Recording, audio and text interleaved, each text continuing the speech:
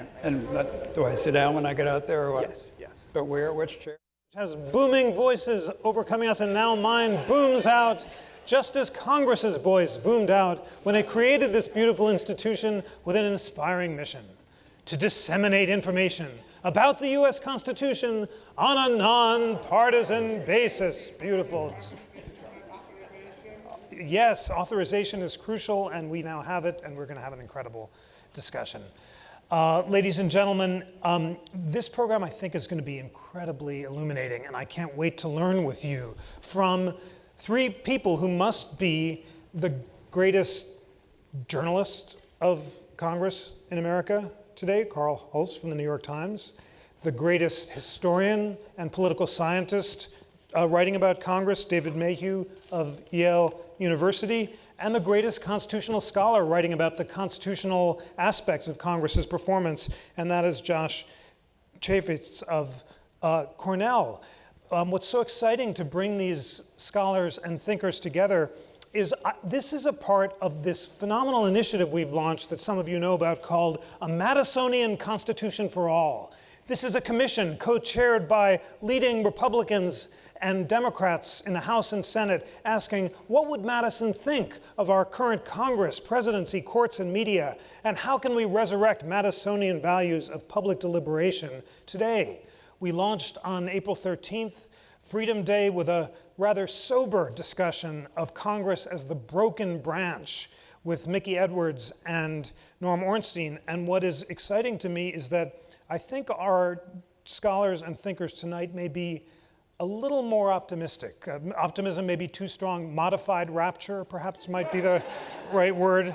But these are deeply interesting and surprising books, which, of course, I want you to read. And I want you to join me in welcoming them now. Josh Chaffetz, David Mayhew, and Carl Hulse. Okay. Welcome. All right. Welcome. Got it. Okay, so glad you are here. Carl, your New York Times colleague has a piece in this morning's paper about the many ways that Congress and the Republicans are checking President Trump. And you are writing a piece on a similar topic of ways that Democrats and Republicans are cooperating in opposition to the president's agenda. Tell us about the state of play as it comes to the president and Congress in Washington. Well, first of all, thanks for inviting me up here. This is hallowed ground for us political government geeks, so it's great to be here and talk about this stuff. You know, the question has been with a lot of people, what's happened to Congress? Where is Congress's power gone?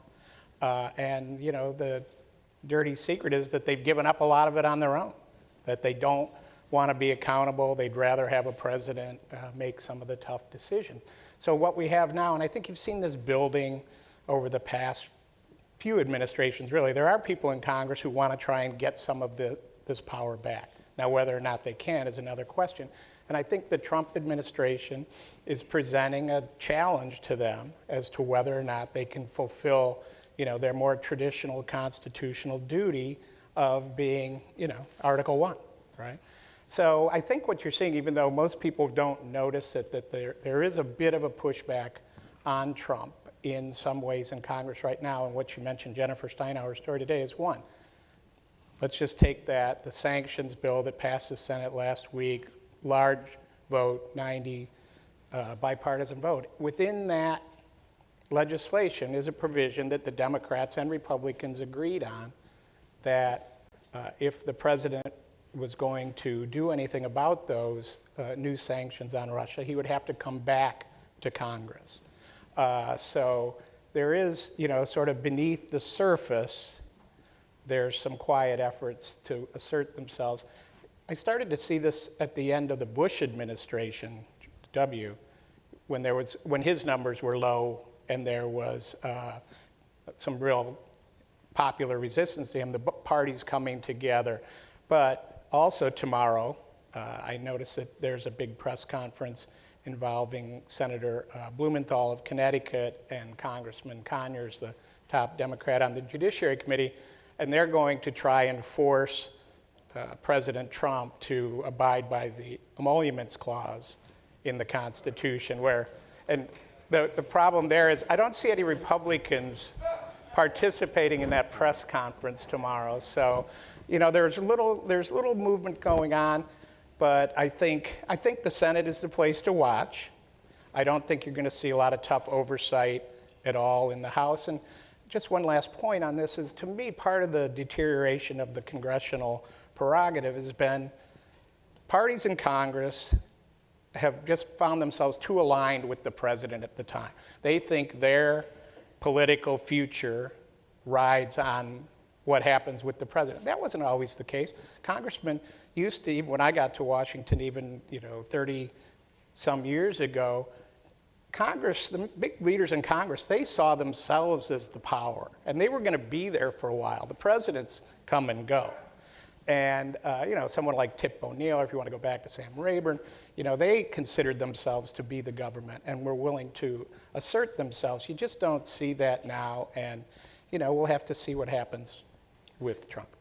Fascinating. For the constitutional point, remember the Foreign Emoluments Clause says that no official of the United States can accept any favor of any foreign king or president without the consent of Congress. So the fact that the Democrats are now saying you need our consent before you can accept before you can take that money at the hotel. Absolutely. And is a good example of constitutional textualism. And you've also given us examples of how it's when Congress is in opposition to the president, even when they're of the same party, that they're moved to resist. Josh, I think that leads me to ask you to introduce your notion of non-legislative powers. In this absolutely fascinating book, you talk about the many ways that Congress can act with hard and soft powers, ranging from its power over the purse to its powers of investigation. Tell us about what some of those powers are and how they may be being activated in the age of Trump. Sure. So, well, first of all, I want to add my thanks for having me here. This is really fantastic to be part of this panel and to be up here with two people I've long admired.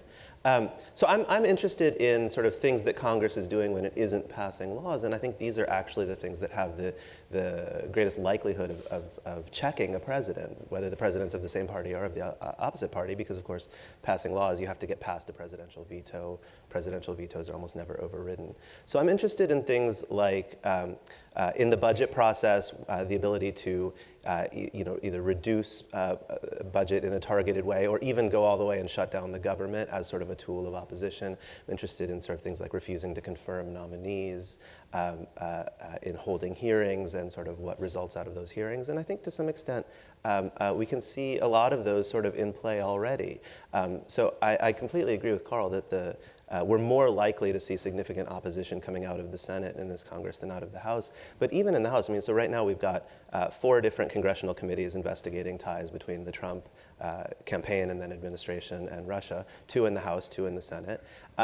And I think a lot of people are rightly focused on sort of, well, where are those committees going? What's going to come out of that? But the mere fact that they've been holding these hearings, right, which requires Republican buy-in, the fact that Comey testified when he was still director of the FBI before the House Intelligence Committee in open session, which resulted in the acknowledgement that Trump was under FBI investigation. Right? I mean, we've had all of these blockbuster hearings. We're only 170 days into this presidency. Had all of these blockbuster hearings coming out of both houses. The mere fact that those hearings happened at all required Republican buy-in. We've seen Republicans say, for example, that a lot of the more controversial aspects of the president's proposed budget are certainly going nowhere. We've seen almost no sort of movement on a legislative agenda out of this Congress, even though the president's party controls both houses. I think we will, we've seen an administration that is remarkably slow to staff up. But I think as more people start getting nominated, especially the nominee for the new director of the FBI and things like that, the Senate is going to start asking tougher questions and using those kinds of prerogatives. So I think there are all of these mechanisms of pushback that don't involve actually passing laws that have kicked into gear, even under Republican-dominated both houses of Congress. And I think to the extent that Trump remains unpopular, and especially unpopular with elites within the Republican Party, we'll see even more of this.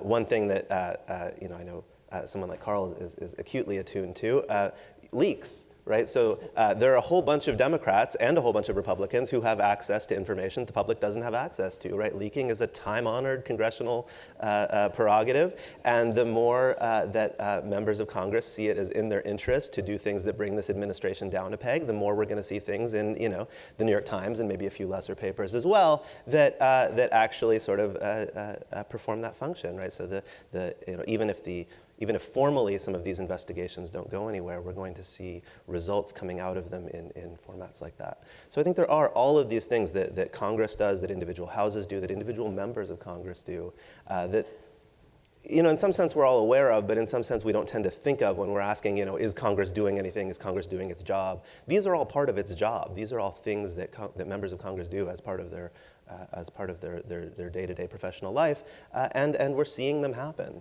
And so I think that's a sort of, as you suggest in your introduction, perhaps a slightly more optimistic spin than someone like, say, Norm Ornstein might have on the current Congress.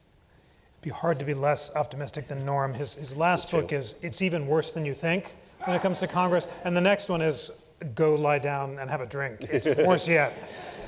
But both of, and we're going to have a great podcast on leaks and its constitutionality recorded tomorrow, published on Thursday, and are looking forward to exploring that. Both of the functions that Carl and Josh have talked about are negative functions of checking the president. But David, in your creative and remarkably illuminating book, The Imprint of Congress, you identify 13 impulses that have both defined American history and have been global to a degree. And you say that in many of them, it was Congress, not the executive, that was the chief leverager of policy change. They start with the launch of a new nation and continental expansion. They include taming the corporations during the Progressive era, and they conclude with neoliberalizing the economy, addressing climate change, and containing the debt and deficit. It's an incredible historical tour, but give us a sense of why, broadly, you feel that Congress really has been more of a driver than executive in many of these areas. Well, I think you got it correct, that I took 13 impulses starting in the 1790s right through today, building a new nation, eventually building a welfare state, taking out after the rich and the corporations around in 1900, that sort of thing, dealing with climate change today. I tried to work all those through to find out, putting the U.S. also in international perspective, that as the U.S. has performed in these really transnational impulses. So what's been the Congress's place in all that? And I think it's, there are some things to say. The Congress, in presidential systems, there are a lot in the world. The U.S. Congress is constitutionally strong in these systems compared with in other countries. It has awesome legislative powers, investigative powers, which Josh writes about. It's budgetary powers, as presidents can't just say, this is my budget, you've got to do it. It has to be done on the Hill, you can't even introduce. He can't call a national referendum, that's a great blessing. Can you imagine if a president could, on his own hook, call a national referendum? In some countries, a president can do that. It's just a wonderful thing that an American president can't do that. And Congress is really very strong. Now, Congress kicks around. Generally speaking, Congress is unpopular. I mean, it's down in the 20s right now, it's in the teens last year. And seldom is it very high. You got to look for some just occasional instances where it rises over 50% when everything the government is doing is popular, like just after, during the Civil Rights Revolution in the 60s, or just after 9/11. You get a blip there where Congress goes over 50%. But generally speaking, it's in the cellar. And it's, why is it in the cellar? Well, it's in the, because people fight. They go to Capitol Hill and they fight. They fuss and they fight, and it's messy. That in itself creates a reaction. I say it's probably in recent times, currently they're slipping a bit, Congress vis-a-vis the presidency, probably a little more congestion, a little more clogging, a little more complexity down there. I think some of these things could be fixed in a fashion that would be helpful to the system and to them. But Congress is always there, and there's some interesting polling data. I mean, the president takes the lead in the American system. That's clear enough. The president usually is first mover, certainly in foreign policy, but also in domestic policy. The president proposes a budget, even though the president can't bring it to Capitol Hill. The president gets out there and puts out tweets. The president tweets. Generally speaking, Congress doesn't tweet. The president tweets, and that happens. But all the way back, I mean, Franklin Roosevelt was tweeting in his own fashion with fireside addresses back then. The president takes the initiative. But there's interesting polling data over the last 60 years or so. You go out and ask the public. And this is even though the presidents have gotten stronger, more Rooseveltian, more, more diktats. They've become, in some respects, like Ottoman sultans, that as they put out diktats, and then a new president comes in, it's a different sultan, and the old diktats are revoked, and we get new diktats. We're seeing that come down right now. The degree to which presidents do that now is quite striking. But nonetheless, the public, who should be making the laws? And overwhelmingly, people say Congress.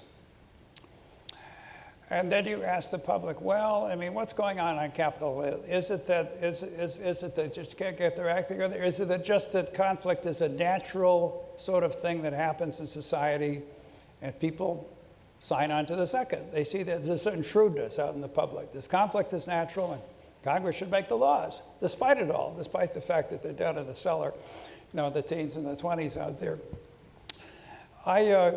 In this book, I carried through the history, through these various impulses, and a couple of general conclusions come out of it. That is probably over time, and after all, this is 227 years now, and it's a very stable regime, except for the Civil War. It doesn't fall apart the way a lot of regimes do fall apart, after all. I mean, French constitutions used to be pretty common. It's the Congress probably does have a legitimizing effect in the public. That is, for one thing, it checks the president. It checks the president. Presidents can be screwy. I mean, in presidential systems, you take a chance. Almost anybody can buck for the top job in a presidential system. You can get ideologues. You can get people who are not very competent. You can get people who are sick. You can get Pied Pipers. You can get people who want to be caudillos in presidential systems that are favored up, who become caudillos in presidential systems out there. You got to watch them. And the checking function, as Josh writes about it through investigations and various other devices, is just continually important. And the strength that Congress has in supplying this checking, doing the checking, probably has a legitimizing effect in the American regime.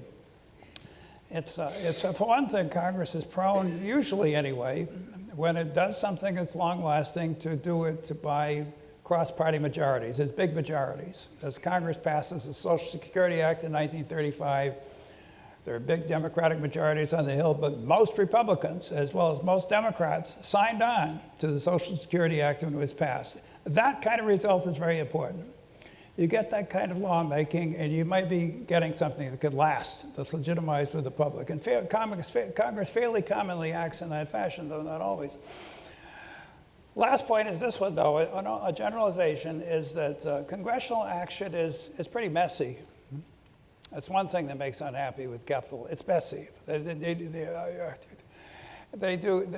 tinker with laws. They make it very difficult to administer laws because they're always changing them. They're doing this, adding that, subtracting that. I mean, 80 or 90 different additions to the Social Security Act since 1935, which makes it kind of, it keeps improving it, but it makes the whole thing difficult and complicated to administer, for example. All that's out there. The tax code is a mess, and it's difficult, complicated out there. The messiness, but that does I think the messiness, Congress, it has an off-putting effect. It does probably induce Americans to worry about Congress getting very deep into running things, actually operating things. Like the one thing about the U.S. is that it's a very private capitalist place. Because generally speaking, the government doesn't try to invent companies and run them the way it operates them, the way it happens in many different countries, France, for example. And I would guess there's an aversion to letting Congress get its hands on units that are supposed to be productive. That is, you can imagine Congress running Microsoft. It probably wouldn't work very well. That having been said, I mean, they put together a decent welfare state system, a decent tax code, and it travels through time. And Congress is maybe losing some of its clout vis-a-vis the administration, but I think some of it can be taken back. In fact, right now, I think maybe, what with Trump, there may be a reaction against the president's being so executive directive happy. I mean, even the Democrats in the law schools, they come to figure that maybe it's not such a great idea to be cheerleading for the executive branch and the bureaucrats all the time. Absolutely. A bunch of really important points in that great statement. The last one, that executive orders, which you earlier called diktats, were ones that both parties tended to approve when their guy was doing it, but now both sides are realizing the dangers of the imperial presidency. And such an important point David made about the idea that the president can't call a referendum. No Brexit in America. That was Madison's nightmare. Madison says no tweeting presidents. The presidents are not supposed to communicate directly with their representative, and we're supposed to have thoughtful deliberation rather than one-off votes. And David is putting that in historical context and says that over time, Congress has achieved a tremendous amount, even though it's messy. So Carl, take us, why is it then, Carl, that the conventional wisdom is that Congress is the broken branch, to use the title of Tom Mann and Norm Ornstein's book? You were at Capitol Hill in the aftermath of the shooting last Wednesday in Alexandria. And in a piece published that day, you said such gatherings like the congressional baseball game cannot mask the acrid partisan atmosphere in Congress, as well as back home, where lawmakers say they're increasingly worried about hostile audiences and constituents filled with vitriol who are unrestrained in venting at their member of Congress. We've seen these town halls where constituents are literally yelling at the Congress people, and there's a perception, anyway, that things are more partisan. Are they? You've been covering it for a while, so take it historically and what's going on. Written, I have to say. What's that? That was really well written. Well, it was beautiful. No, I read it with loving respect because it was so powerful. A couple of things I wanted to respond to him. One, I think one thing you'll see in the 2018 elections, the Democrats running on, we are the check on Trump. That's going to be their overriding theme. Two, and this kind of gets to your point, there is a lot of conflict and it's messy. And right now the problem is that the conflict is among the Republicans. They have a problem getting themselves together. The opposition to Obama really papered over a lot of their problems. Now they're in charge and they're having a really hard time getting it together. And also the reference to, you need to pass things on a big bipartisan vote. Look at the health care. I mean, that was all Democratic votes, and it's been a fight ever since. But people always ask me, is this the worst? I've been there since '85. I wasn't there for the Civil War, but I presume it was probably a little worse then. But it is bad. It's bad, and there's a lot of reasons it's bad. We're part of the reason it's bad. The media and social media, the 24-hour news cycle. We've been through all that before.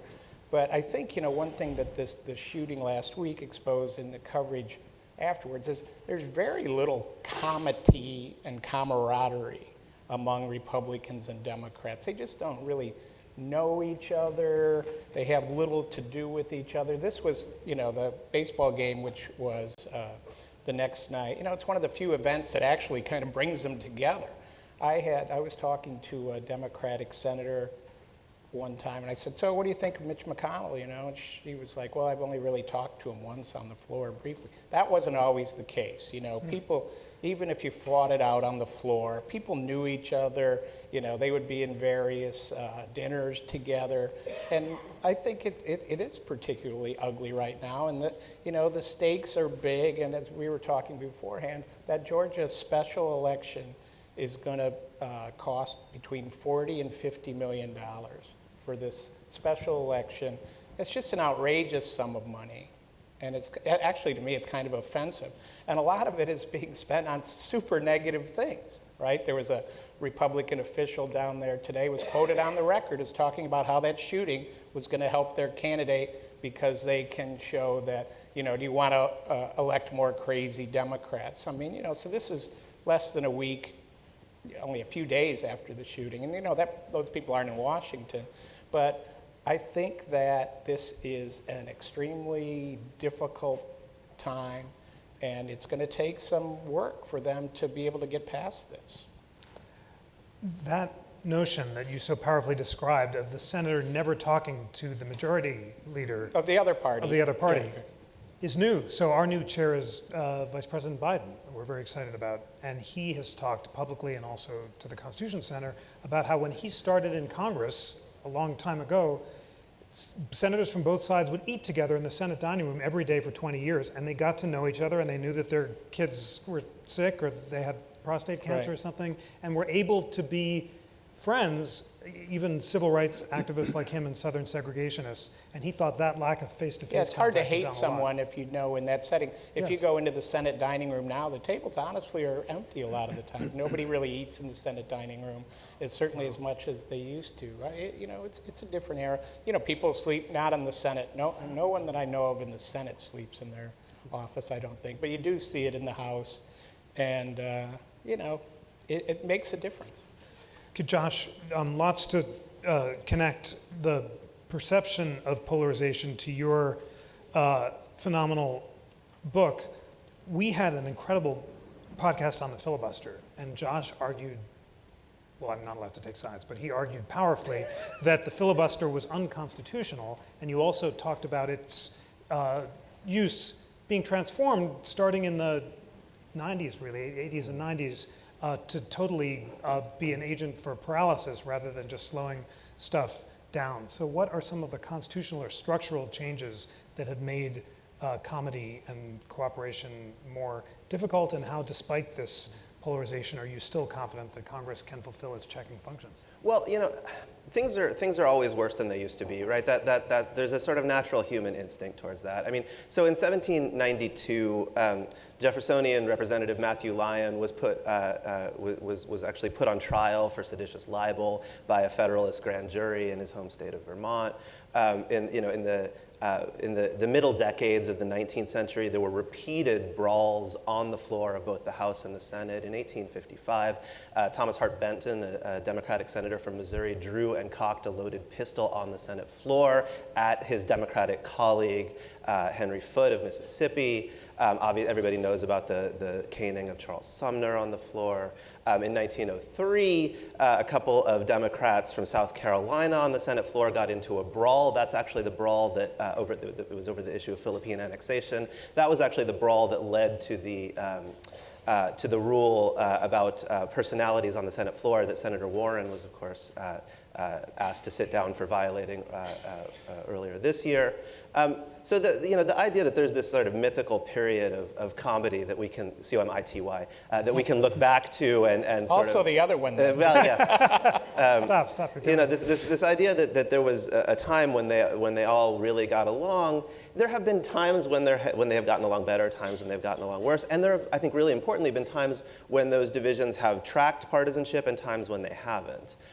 We are in a period right now of relatively ideologically unified parties, which means that most of the disagreements are going to fall out along partisan lines. There have been plenty of other periods in American history where we've had relatively unified parties, and in those periods, it hasn't been surprising to see even major pieces of legislation, the kind of stuff that David writes out about, being fairly party line, right? So in the immediate aftermath of the Civil War, right, Reconstruction legislation was almost entirely a party line. That was also a moment of really intense partisan polarization. That fell apart to a large extent in the middle of the 20th century for reasons that we should not be happy about, which is to say that the segregationist impulse was sectional, not partisan. It cut across party lines, and therefore, you had significant racist contingents in both the Democratic and the Republican Party, which means, hey, we can get bipartisanship, right? But that's not a good thing. That is not something we should be happy about. And it's really the Voting Rights Act of 1965 that begins the process of the sort of ideological sorting that we have now. But that takes time to play out, right? Because people serve in Congress for an awfully long time, right? This is what Carl was sort of alluding to earlier, right? You assume presidents come and go, but committee chairmen are forever. And so it took a long time for the sort of changes that begin in the electorate in the mid to late 1960s to actually play out. You see a lot of this in the 80s when members like Phil Graham actually sort of switch parties, right? Graham from Texas had been a lifelong Democrat. In the mid 80s, switches and becomes a Republican, which he remains for the rest of his career. That's part of that sorting process. And then part of it, of course, is just liberal Republicans and conservative Democrats retiring and being replaced by members of the other party.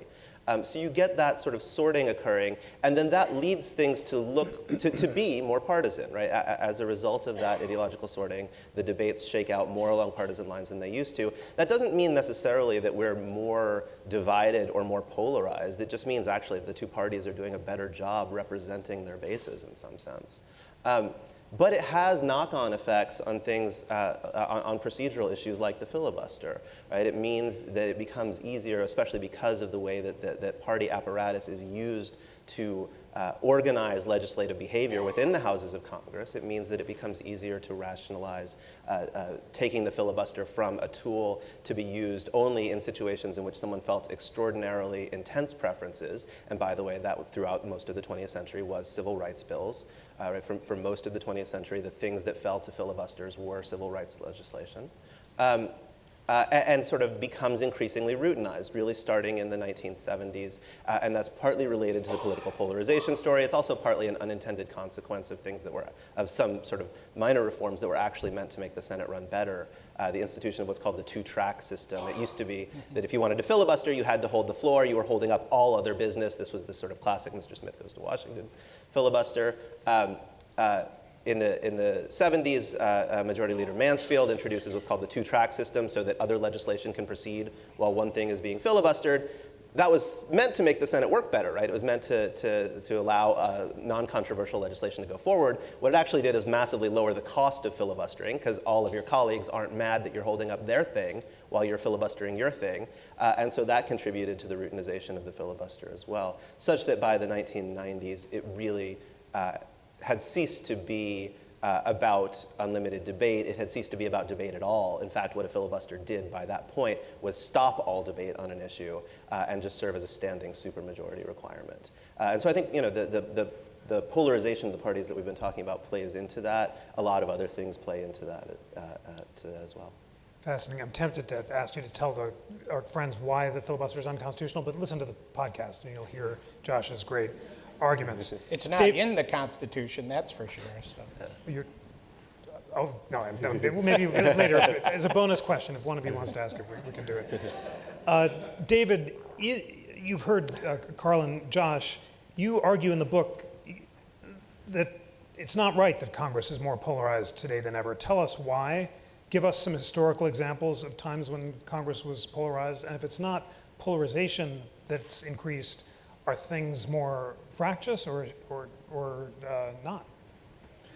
Polarization is difficult to measure. You could do it with roll call data back to 1789, but you got to be careful. That's only so much you could do with roll call data. This is a time of polarization, no question about it, polarization. By the way, Congress is a representative body. It's not that Congress is causing polarization. Congress is largely expressing or picking up polarization. It's out there in the society. It's the society that's polarized. And sometimes the society is polarized. I mean, the acme, the apex of polarization was back in the 1850s, 60s, and 70s, when after all, they warmed up to kill each other, and then they killed each other in the 1860s in very large numbers, very large numbers. I mean, it would be the equivalent of killing 7.5 million people in the population today, what happened in the Civil War. This is real polarization. But we shouldn't overlook that there are times which exhibit very intense polarization, but they don't last very long. But we can remember, if we think about them, as during the Vietnam War. It's very difficult for either the society or the Congress to get more polarized than was the case right then. Or the McCarthy era, when loyalty scares and such. That was a time of Republicans pressing very hard on that one and against the Truman administration, and for that matter, against Eisenhower.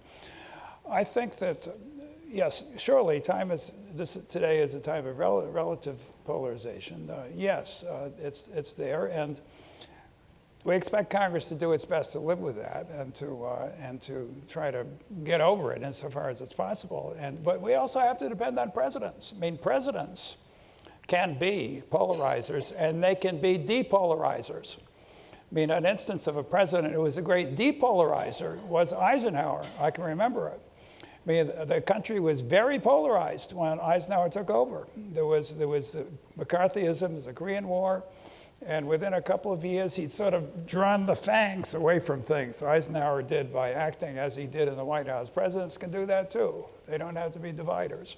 We depend on pretty much, we should depend on them for that. Can you think of any president who's a polarizer? On a nonpartisan basis. I can think of a very long list, actually, now that you ask. Any current examples?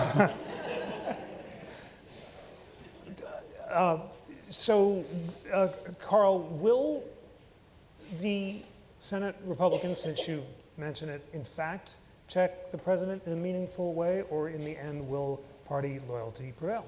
You know, I hate to dodge like a politician, but I just think we have to wait and see. I think we have to wait and see what the events are. They're not so far, although I thought Josh made a really great point. The Republicans probably aren't getting enough credit right now for the investigations that are going on. I think, you know, there's been political pressure, but Richard Burr, who was not that keen on this investigation, he did a good job at that Comey hearing. I mean, you know, that committee is acting in a fairly bipartisan manner right now, and there's a middle of that. But, you know, overall, Chuck Grassley recently said he was going to hold up a nominee until the administration started to respond to some of these oversight questions. So you're seeing a bit of that, but the big explosion, you know, where, you know, we're breaking from the president, I think we have to see how things progress. You know, the people now say, well, if he was to fire Robert Mueller and Deputy Attorney General Rosenstein, would that be, you know, cause a rupture with the Republicans, and would they reimpose the independent counsel law and do it themselves? I don't know what's going to happen. I think that there are some things under the radar that show that they are taking him on a bit, and also that they're willing to do stuff with the Democrats to try and do this. But, you know, will there be this big one? I just don't know. Can I just add one thing on that? So we tend to forget that with Democrats in control of both houses of Congress, it was still over 2 years from the Watergate break-in until Nixon's resignation. Right? It's easy to be impatient when things aren't going the way that one wants them to go. But you know, the ship of state is large and slow moving, and it would be shocking. You know, again, we're less than half a year into this presidency. It would be with both parties of Congress in the hands of the president's party. What's shocking is actually, to me at least, the degree of pushback we've seen, not the idea that somehow we should have already seen significantly more than this. We're in instant gratification era politically, and everybody thinks it's like a half-hour TV show. Okay, let's move on, and you know. You're fired. Yeah, and this is gonna. Or you're impeached, yeah. This is. It's actually in some ways moving way faster than you would have thought.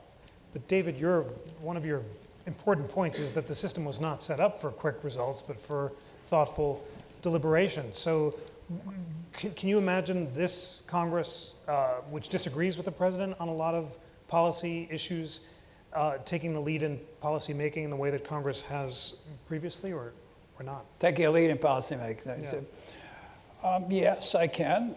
Let me say that it's early, this Congress. It's only about 5 months in.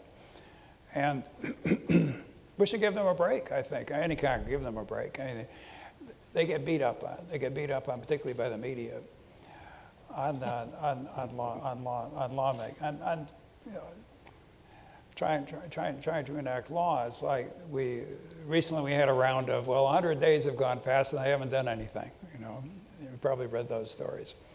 Well, unfortunately, they had promised to do a lot.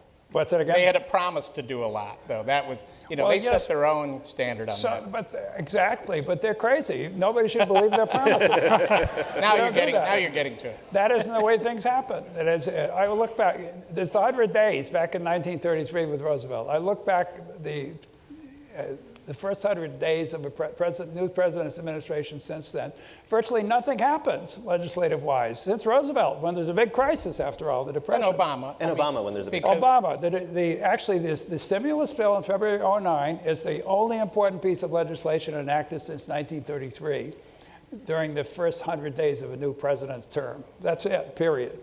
I mean, the rest of the stuff, it comes in calendar 2010. Yeah. No, they would say the Lilly Ledbetter Pay Pardon? Equity Act that they passed immediately. That's not They a- had set that's not a themselves big up deal. to pass a few bills. You know, they knew they wanted to score some. You're talking about the day right now, the Trumpians? No, the Obama when he not major legislation, but he did pass. Yeah, some but that was a legislation. small beer compared with the stimulus. Yeah. Oh, totally. Stimulus is I big. agree with that. I mean, but last week was the first amendment actually voted on the Senate floor this year. So. But That's pretty bad. generally, you look at the newspaper, you write the newspapers. If you look at the newspapers in these terms, it becomes May and June, and not much has happened. That's typical. That's what you'd expect. You got 535 people running loose down there, and they have to come to agreement on something. It's not very surprising. Whether now, I really don't know whether they can. Whose agenda is it? It's Trump's. It's theirs. It's more theirs than Trump's. Basically, I think the domestic legislation. It's hard to say. I think that they might. It's hard to say.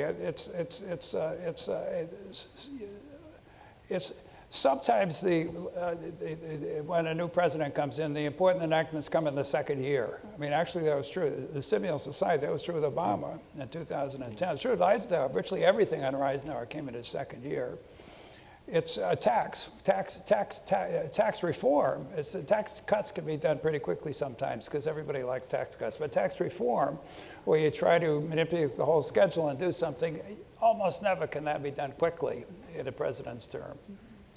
There are, first of all, friends in the audience, thank you for these spectacular questions. Look at all these amazing questions, and they're so substantive and so thoughtful that I want to get through a bunch of them.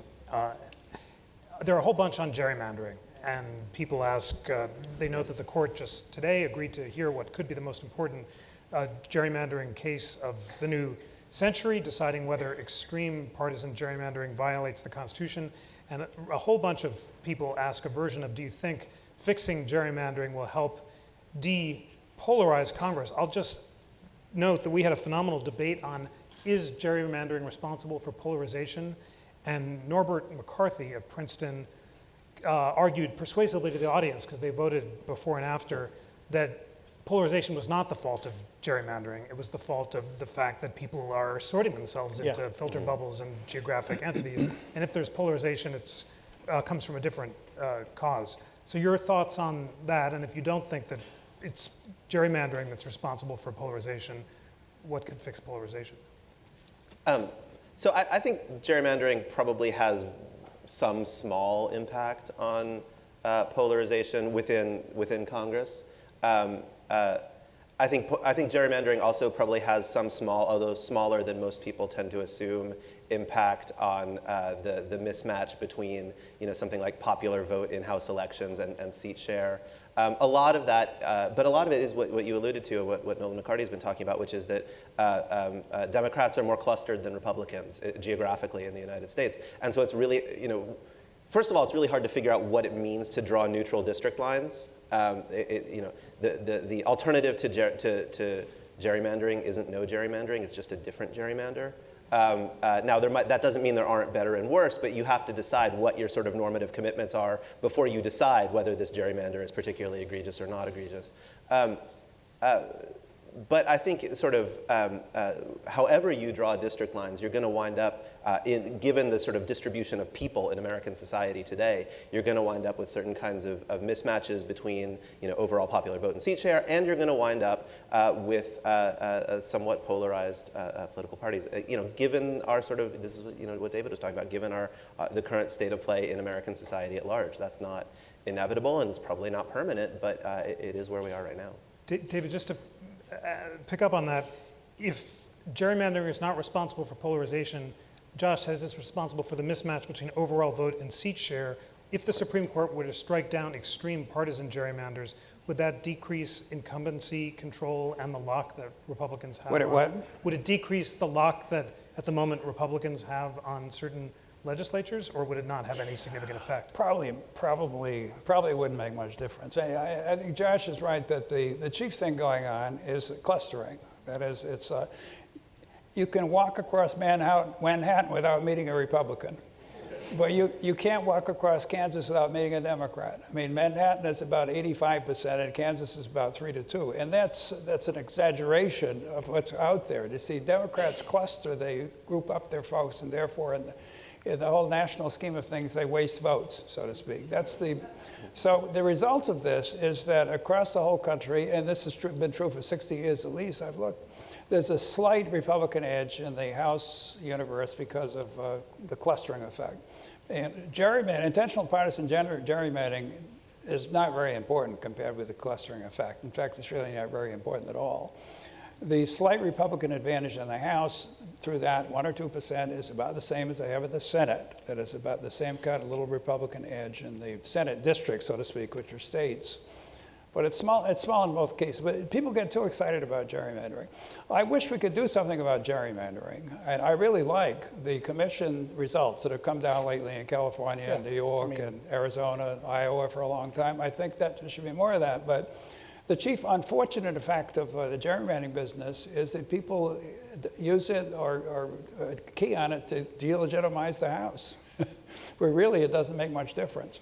Can I say something on that? So Elbridge Gerry Well pronounced, sir. Gerrymandering. Is buried in Congressional Cemetery in D.C. by my house. I used to walk my dog there a lot. And I would always walk by. He's got a really nice tomb and say, if you only knew what your name had become, you'd be shot. I'm for nonpartisan commissions doing it, letting politicians draw the lines. It's always going to be some kind of fooling around. So if we can get to something that's a little better, I do think that certain states, Wisconsin being one of them, end up with overrepresentation of the legislature, and Illinois in reverse. The Illinois legislature is well known for its devious acts, and they did it the other way. So the amount of politics you can take out of it, the better off you are. But just so I understand this, because it's so important and all of you asked about it, why should we care about gerrymandering, if we want to be pedantic, if it's not responsible for polarization? I think more than these guys. This is the difference between a reporter and people who actually study things. No, you're being too modest. They think the long-term effects aren't as bad, but I see some of the immediate effects. And year to year, I think that I think we should do what we could about it. I think we should get rid of it. It looks bad, and it is bad on the merits. And in some states, it has an effect. This is independent of the generalization that, generally speaking, policy-wise and representation-wise, it doesn't make much difference.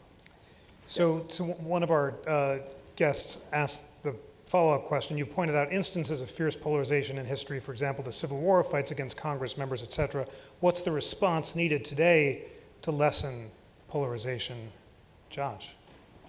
And should we lessen it? Does it matter? Right. So part of it is, again, something that we've said a couple times, that polarization in Congress will decrease when polarization in the public decreases. That Congress is sort of epiphenomenal, and it's not the phenomenon itself. It's not clear that, given the state of society today, we would necessarily want it to decrease. Again, it's not clear to me that polarization is necessarily a bad thing. Right? It's not clear to me, for instance, in the aftermath of the Civil War, that we should look down on Reconstruction statutes or the Reconstruction amendments because they were Republican Party initiatives and the Democrats weren't on board. Right? I mean, we should look back and say the Democrats were wrong and we're standing up for an evil system, but we shouldn't say that there's something illegitimate about the 14th Amendment, the Civil Rights Act of 1865, et cetera, because they were partisan.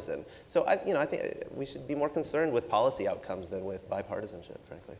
So I mean, David, is there a problem with Congress? If gerrymandering is not really a problem, and if polarization isn't either, is it working? What would Madison have thought? Is it working the way it was supposed to? What was it again? Is there a problem with Congress? I tell you, I think maybe at least this.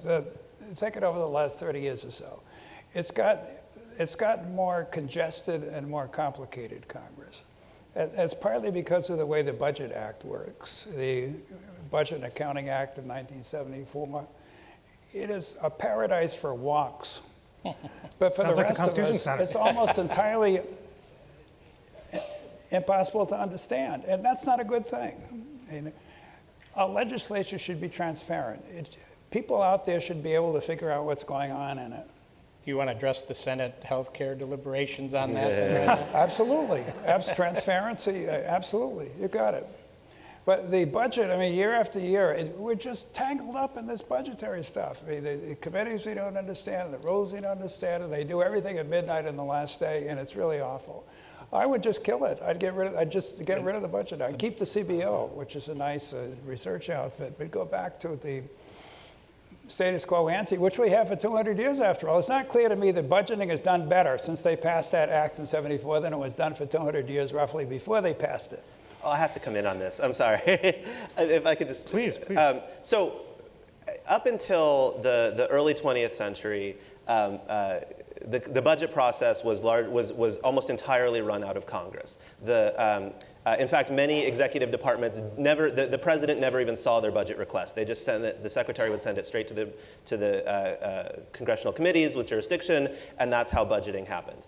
The growth of the administrative state in the early 20th century put pressure on that and created a sort of perceived need for some kind of centralization, some kind of oversight body. And that's when you get the creation of the Budget Bureau in the Budget Act of 1920. The Budget Bureau then later becomes the Office of Management and Budget. And then you get what a lot of people call the era of presidential dominance of the budget process from 1920 to 1974. 1974, of course, is the immediate aftermath of Watergate, and essentially what you have is deep distrust in Congress and in the nation over the extent to which the White House was controlling policy, partly through the budget process. So that's when you get the '74 Budget Act that perhaps the mistake was not repealing the 20 Act and starting over, but essentially what it does is it layers congressional control on top of the executive control. So it doesn't get rid of OMB, the Office of Management and Budget in the White House, but instead it creates the budget committees, it creates CBO, it creates various other sort of mechanisms of congressional oversight, and creates the whole process where you get the budget resolutions and the appropriations bills.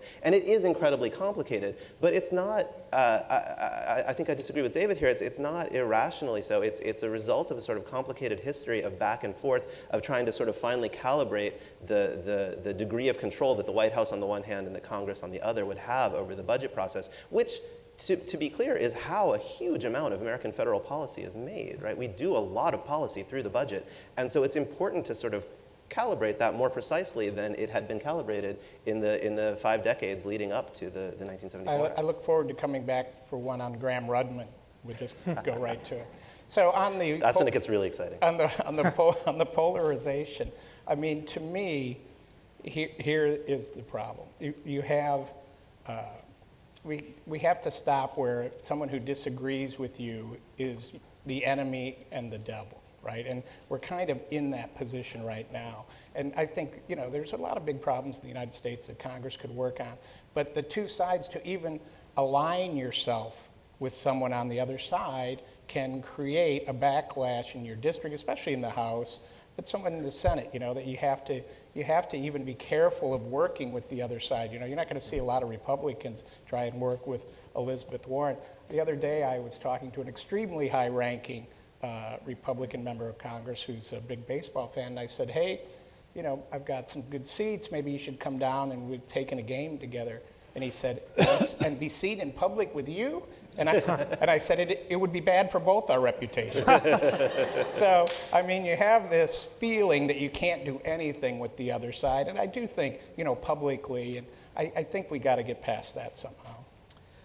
David, I need to ask the question of the Madisonian Commission, because this is the homework that I have for the three of you, and it relates to this excellent question on thoughts of whether Congress' relative weakening is related to dilution of the people's voices, only 435 representatives for 300 million people. Madison proposes the very first amendment to the original Bill of Rights, which would have required 1 representative for every 4,000 inhabitants. If that had passed, there'd be something like 4,000 congresspeople today. And he's concerned about having a republic large enough so faction doesn't prevail, majority or minority, but representative bodies that are connected enough to the people that they can represent their thoughtful voices. So it's a big but really crucial question. What would Madison think of Congress today, and how can we resurrect his vision? Oh my God, I mean, the place was so small. We have 330 million people now, after all, and to try to devise a body which will represent it's just out of sight by Madison standards, to say nothing of extending the suffrage to sectors of the population they wouldn't even have considered. I mean, you could get a House district back then would have how many voters? 5,000, something like that? And now we can go up to 150, 200,000 in some districts. It's out of sight. I don't know what he would have thought. It's just, but still, I mean, the institutions that those folks built were pretty sturdy, generally speaking. I mean, they sketched them. They sketched them. It's not a 1,000-page constitution. It's a short one. They sketched them, I think, quite successfully, given what's happened since.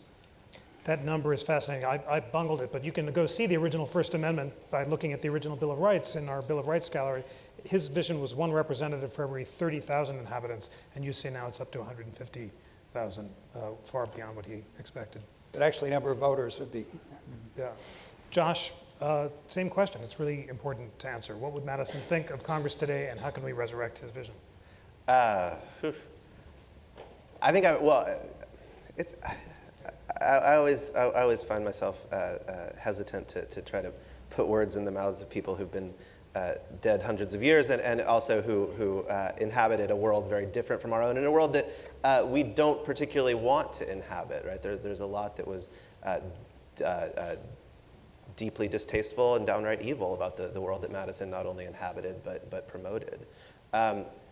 As far as institution building specifically, I think that he would be confused, but I'm not sure that he would be, and it depends which Madison we're talking about, right? So the Madison of 1787 was perhaps slightly more idealistic than, say, the Madison of 1800, not to mention the President Madison, right? So, the later Madison would have looked at it and said, actually, partisan conflict seems pretty tame today, right? I mean, the Madison who lived through the election of 1800 would have thought that actually what we call the shenanigans that are going on in Congress today are nothing, right? I mean, 1800 you had the lame duck presidency and Federalist Congress passing putting midnight judges into office, passing the Organic Act for the District of Columbia, and putting all of these Federalists into basically the position of sort of chief law enforcement officer for the District of Columbia, right? That's the issue that gives rise to Marbury versus Madison, and it sounds sort of anodyne to modern ears, right? Justice of the Peace of the District of Columbia, but these were the cops for the new national capital, and this was right after the French Revolution, and the Jeffersonians were closely identified with the revolutionary French regime, right? Adams and Hamilton actually thought that, if Jefferson and his friends, including Madison, got into office, the streets of Washington might well run red with blood the same way the streets of Paris just had. And Bonaparte was about to be crowned emperor, and they sort of associate all these tendencies with Jefferson. So you get all of these things coming out of the 1800 election that are truly horrifying. And so to say Madison would be horrified by the way partisan politics is working today, that's nonsense. He'd look at it and say that actually seems kind of tame. I think every era has its deep disagreements. Every era has its persistent fights. We seem to have fewer fistfights than we used to, so that's something. Madison, I think, would sort of look at the way the institution is working, and to the extent that we can sort of put ourselves in his mindset, I think he might say basically what David just said, which is, we sort of sketched out this system of government. I'm kind of shocked it's still going a couple centuries later. Seems to sort of still be working to some extent. He'd be a little annoyed that Hamilton seems to have won the big argument, which is to say we became a big commercial empire rather than a sort of small agrarian republic. But I think overall he'd see the endurance of the institutions that he had a hand in designing. Wow. Carl, no, I want to give you the last word, but let me just set it up this way. You've heard, this is Justice Hulse is going to adjudicate this proposition that both of our scholars, Josh and David, have put forward, which is that it's really not that bad, and Madison would not be that distressed, and it's more or less working as he might have anticipated. You can channel Madison or just compare it to when you started covering Congress in the 80s, but do you agree with our scholars that it's not that bad, or do you think it really is broken, and if it is broken, why, and how can we fix it? I think the first thing Madison would say is, they did a great job rebuilding that burned down building that happened during my administration. Yes. So I tend to say that I think they would come and look at that and say, you know, it's raucous, this is what politics is supposed to be. They're fighting it out. It's hard to imagine that they're still living under the terms of that agreement that we cut. But yeah, I think that, you know, overall we're still this great democracy, and we have some problems right now, and hopefully we'll work through them. And we have in the past. I always say that American politics is very cyclical, and you know, we're in a certain cycle right now. But you know, I'm an optimist. I think that we can rise above it. But I don't think that they would be appalled. I think that this is, you know, there's a little, you know, fisticuffs in politics, and you know, that's the way that people get their decisions made. This is wonderful. Ladies and gentlemen, in addition to constitutional education, the Constitution Center provides constitutional therapy. And you have just heard the 3 leading experts of Congress in America tell us it's a bright day, it's not that bad, let's just be cheerful and have a pep in our heart. Ladies and gentlemen, for brightening our evening, please join me in thanking the panelists. Thank you, gentlemen. Superb. Go downstairs, please, now and buy these phenomenal books and meet our authors, and see you next week. 2 great town halls. See you then. I can barely get up. Thank you very much. That was great. All right, that was fun. Yeah, that was great.